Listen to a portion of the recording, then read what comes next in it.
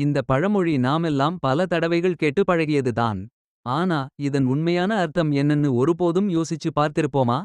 இப்போ நாம பயன்படுத்துற வழக்கிலே அந்த பழமொழியின் மூலப்பொருள் மாறிப் போயிருக்கு. வாங்க பார்க்கலாம்.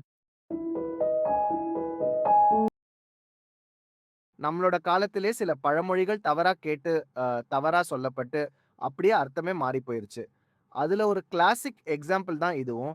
"கழுதைக்கு தெரியுமா கற்பூர வாசன" என்று பலர் சொல்லிக்கிட்டே இருப்பாங்க. ஆனா, இது அசல் பழமொழி இல்ல. அதுக்கே எந்த பொருளுமே சரியா பொருந்தாதது. அசலா இருக்க வேண்டிய பழமொழி என்னன்னா, "கழுதைக்க தெரியுமாம் கற்பூர வாசனை."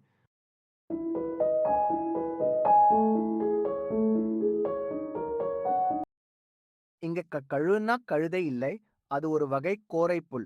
அந்த கோரைப்புல்லால பாய் தைத்து படுத்து பார்த்தால் தான், அதில் வரும் மென்மையான கற்பூரம் போன்ற வாசனை தெரியும். அதை தைக்கத் தெரியாதவரு, "எனக்குத் தெரியும், கற்பூரம் மாதிரி வாசிக்கும்" ன்னு சொல்றது தான் இந்த பழமொழியின் அர்த்தம்.